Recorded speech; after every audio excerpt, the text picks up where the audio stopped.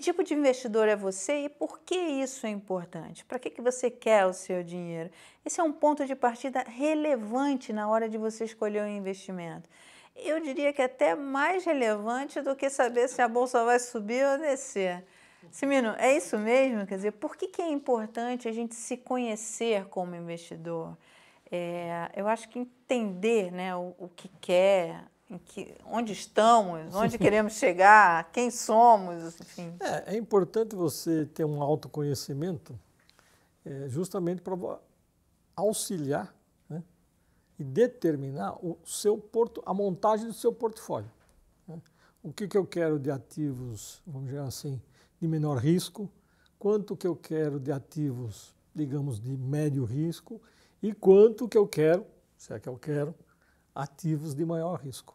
A composição do portfólio depende desse autoconhecimento de qual é o seu apetite a correr risco. Agora, Simino, essa pergunta parece simples, mas ela é muito complexa. Exatamente. Porque a gente, às vezes, passa a vida inteira numa terapia para tentar responder essas perguntas. E para o investidor, se o mercado estiver em alta, ele vai dizer que ele quer risco. Se o mercado estiver em baixa, ele vai dizer que ele é conservador. E eu estou falando isso porque eu já vi muito assim, ouvinte, telespectador, enfim, audiência mandando, não, eu quero correr risco, meu dinheiro é de longo prazo, eu quero correr risco. Vem a primeira chacoalhada do mercado, ele... Então, como é que ele faz isso? E de que forma o gestor, quer dizer, por exemplo, a parceria, de que forma a Vivest pode ajudar o investidor nesse processo? Bom, primeiro lembrar, né, todos os processos que definem perfis de investimento, né, seja na previdência complementar ou seja em aplicações em bancos, por exemplo, né, ou em casas de gestão. Você tem que aplicar um questionário e as respostas deste questionário é que vão dar um indicador, aí tem uma contagem de pontos, né? E que, digamos assim, define, né, ou delineia o tal do seu perfil. Ah, você é mais conservador, ou você é mais agressivo, ou você é moderado. É o clássico, as classificações, né? Esses questionários, em geral, eles sempre têm um quê de subjetividade. Né? Por exemplo? Por exemplo, o que é o seu perfil no sentido de qual é o seu apetite para correr risco? Tudo bem, parece uma questão técnica, né? Mas como é que você traduz isso? Porque, por exemplo, para alguém ter uma perda de 3% ou 2% no patrimônio no mês é palatável, né?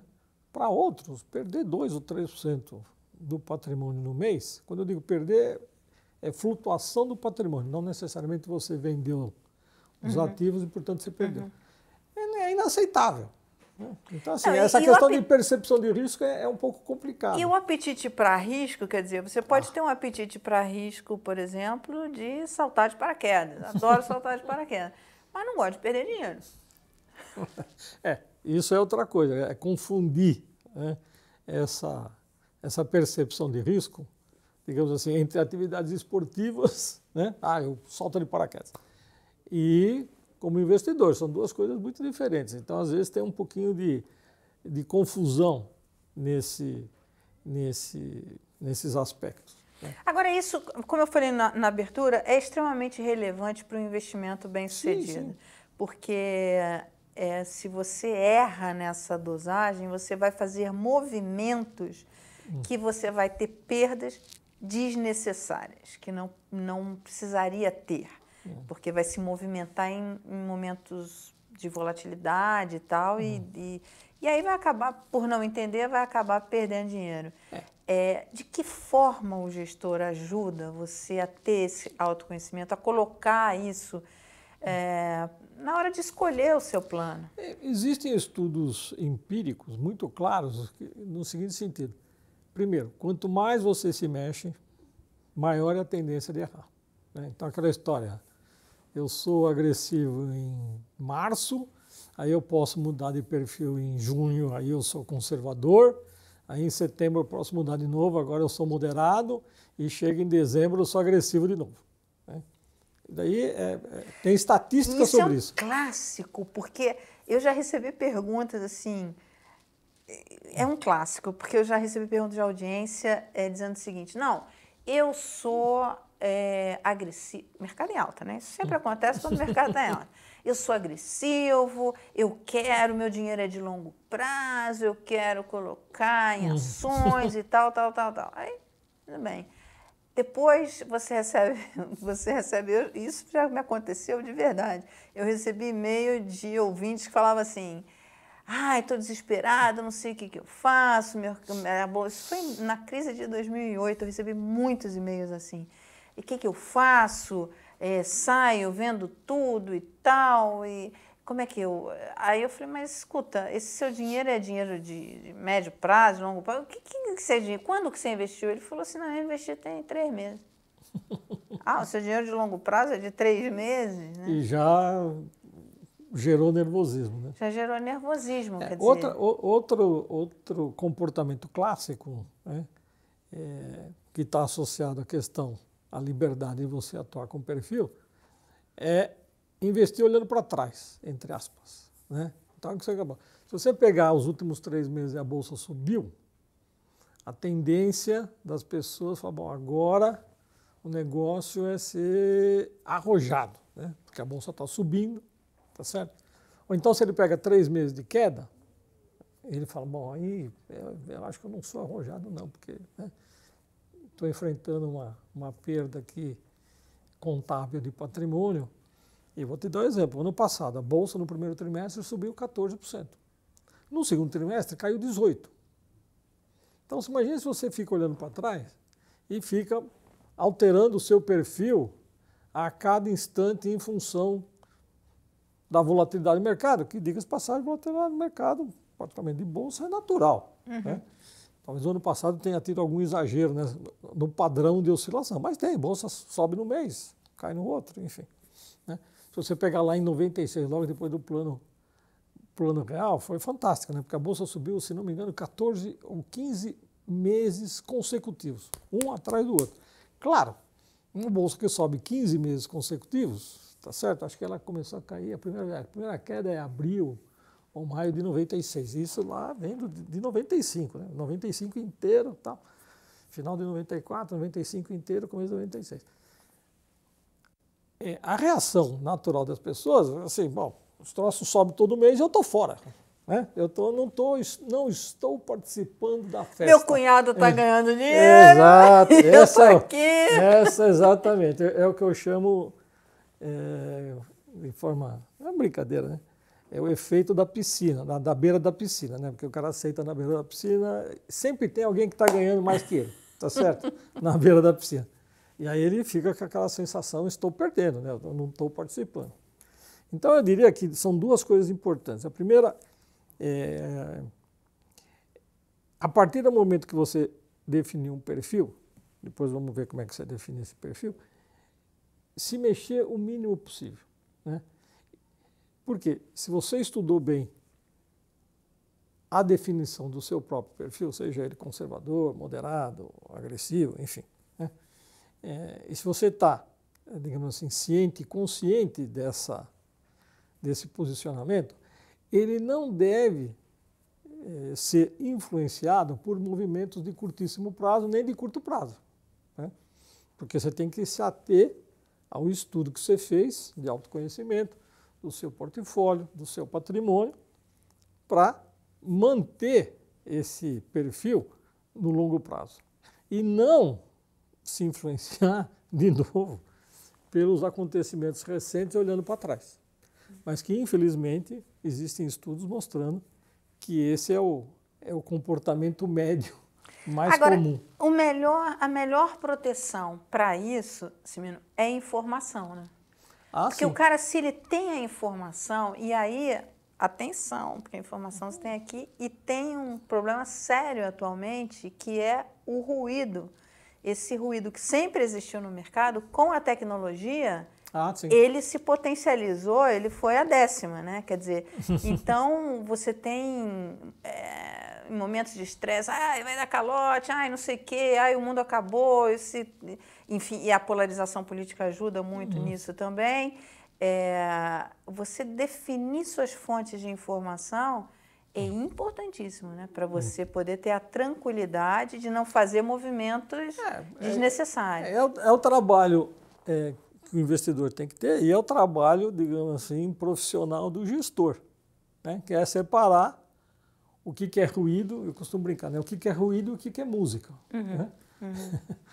Mas nesse aspecto, Cimino, esse contato do gestor sim. com o cliente é importantíssimo. É importante. Essa conversa dele está sempre buscando. Você dá transparência dos resultados, por que aconteceu isso, você teve um mês bom? Ótimo. Você teve um trimestre positivo? Ótimo.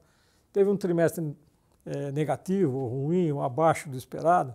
Você tem que entender o que aconteceu para ver se, em função daquilo que aconteceu, é suficiente para você alterar o seu posicionamento em termos de investimento. Ô, Cimino, eu diria até mais. Eu acho que mesmo na alta, se você teve uma alta muito maior do que o mercado, você também tem que entender com o gestor de onde veio essa alta. Sim. Você sabe que esse é um comportamento... Assim, o investidor, em geral, ele tem... Isso aí também tem estudos. Em geral, ele tem comportamento assimétrico. Né? Por exemplo, uma das assimetrias claras. A absorção de perda, a capacidade de absorver perda é muito menor do que absorver ganho. Né? Aliás, quando você ganha, normalmente o investidor não pergunta por que questiona nada. Não, a bolsa subiu 10. E no mercado nós já vimos histórias de gente que ganhou muito dinheiro, principalmente nos anos 90, de gente que ganhou muito dinheiro, não queria saber de onde vinha aquele ganho, e depois, quando veio, porque, enfim, veio ganhos muito acima do mercado, e porque o gestor estava correndo riscos muito acima do que deveria, e quando vem a perda, enfim, a gente tem casos, inclusive, Banco Marca, vou chamar aqui, porque Banco Marca, Fonte Sindan, lembra disso? Esses casos foram clássicos, ganharam muito dinheiro. Mas correndo um risco Correndo um risco e zero transparência. O investidor não sabia de onde vinha aquele ganho. Isso também faz parte da educação do investidor no seu perfil. É entender, tudo bem, eu escolhi o meu perfil. Por exemplo, fiz lá o meu estudo, respondi meu questionário. Tá, eu estou no perfil agressivo, por exemplo. Né? Agora, independente de você estar ganhando ou estar perdendo, você precisa entender como é que a gestão daquele seu perfil está gerando risco. E aí você pode pegar... De onde vem o ganho e de onde vem as perdas, né? Basicamente E olhar, assim, um parâmetro clássico, olhar a volatilidade, entendeu? Que isso aí hoje em dia é disponível, né? É um cálculo simples, é o tamanho a magnitude das oscilações das cotas. Né? Então, assim, olha, eu tô no agressivo, estou ganhando, mas, pergunta lá, qual é a volatilidade? Olha, esse perfil aqui está com uma volatilidade de 15% ao ano. 15% ao ano é equivalente a você estar aplicado tudo em bolsa, quase. Né? Volatilidade da bolsa é por volta de 20%. Entendeu? Aí você fala, não, então o que você fez? Você fez todo um perfil, eu tenho tanto disso, tanto daquilo, tanto do outro, só que a massa toda está num produto que gera uma vol de 15. Então é a mesma coisa que você botar todo o seu dinheiro em ações. É isso que você quer?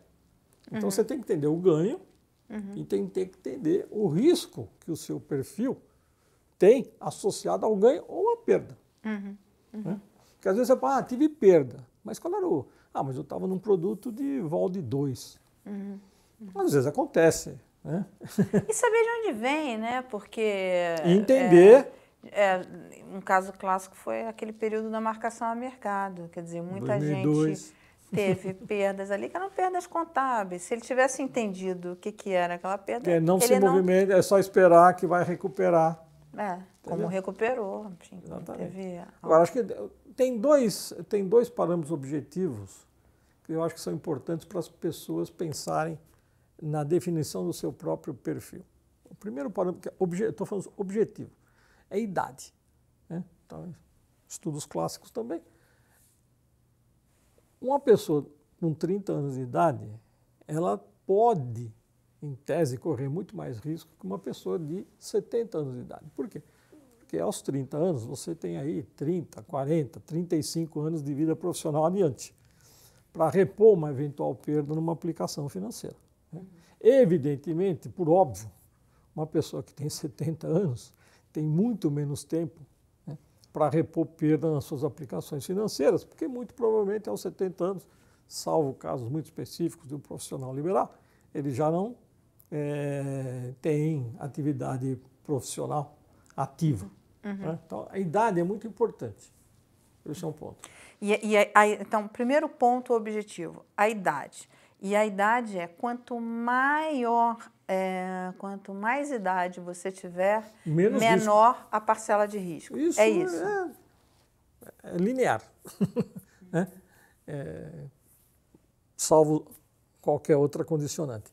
Entre essas condicionantes, por exemplo, o segundo fator objetivo, vamos chamar, seria a existência ou não de fontes adicionais de renda. Por exemplo, além da Previdência, né? Você tem a Previdência Oficial, o INSS, você tem a sua Previdência Complementar. Ah, não, mas eu tenho outras fontes de renda. Por exemplo, eu tenho 3, 4, 5 apartamentos alugados, enfim, tenho um terreno, o que for. Né? Evidentemente, nessa condição, mesmo com 60 anos, por exemplo, você vai poder correr um pouco mais de risco. Por quê? Porque você tem um outro rendimento, uma outra fonte de rendimento que não é o benefício complementar. Quer dizer, então, o segundo objetivo é o quanto eu ficar sem essa renda ou ficar momentaneamente sem essa renda vai afetar a minha saúde financeira, o meu cotidiano. Mesmo porque, de novo, voltando para a questão da idade, né? Se você tem 30 anos, do ponto de vista probabilístico, né, você tem um evento de saúde, que você tenha que fazer algum tipo de tratamento, é muito mais raro do que se você tem 60 ou 70. Né? Você tem eventos de saúde, não fatal, não letal, tá certo? Mas você tem que ter uma doença crônica, fiquei diabético, tá certo? Agora eu vou ter que comprar remédio. Né? Bem, então, você aí está colocando um terceiro ponto objetivo, que é qual é a sua rede de proteção em caso de saúde. Você tem plano de saúde, você tem seguro, você tem, enfim, como é que você se movimenta em casos de saúde. Mas note que isso também é uma função da idade. Né? Então, digamos, isso aqui é um corolário da idade, que vem com a idade. Né? Então, assim, eu diria que os dois fatores, para simplificar, quanto mais novo, mais risco você pode correr, em tese. Quanto mais velho, menos risco. Segundo, se você tem ou não rendimentos extras, né, além dos benefícios previdenciários. Seja ele o oficial, seja ele o complementar. Aí no caso das pessoas de idade mais avançada. Ou que você já tem um patrimônio, pode ser um patrimônio herdado. Tudo bem, então o meu rendimento, né, cotidiano que me faz tocar a vida no dia a dia, não é simplesmente o benefício previdenciário oficial, mais o benefício previdenciário complementar. Eu tenho um outro rendimento, de qualquer outra natureza, né? Então, aí pode ser que eu tenha espaço para correr um pouco mais de risco, mas vale sempre aquela idade, aquela regra. Quanto mais idade, quanto mais velho, menos risco você pode correr. E isso é importantíssimo fazer antes de colocar a mão no bolso. Sem dúvida. Isso vai garantir, isso é meio caminho andado para você ter sucesso nos seus investimentos. E ter sucesso no investimento, você sabe que existe uma brincadeira, né? Quais são as 3 regras básicas do bom investimento? Disciplina, disciplina e disciplina. Né? Você tem que ter disciplina. E a quarta é não esquecer as outras 3. A quarta é não esquecer as 3 primeiras. Então, por exemplo, o fato de você ficar pulando de um perfil para o outro significa o quê? Que está faltando disciplina. né? Se uma hora você é agressivo, outra hora você é moderado, outra hora você é conservador, peraí, você está com problema de disciplina e isso aí vem lá da origem. Você não, digamos assim, estudou exatamente o que você quer para suas aplicações. Aí você em outras palavras, você não sabe o que você quer. Exatamente. Você está ali e isso vale para a vida, né? Não só para os investimentos. Né? Exatamente. Né? Legal, Cimino. Muito obrigada, viu? Obrigado. Olha, se você ficou com dúvidas, manda dúvidas pra gente e conta pra gente qual é o seu perfil. Depois dessa conversa, você pensou e descobriu qual é o seu perfil. Escreve pra gente, porque na próxima semana a gente está de volta. Obrigada pela companhia e até a próxima.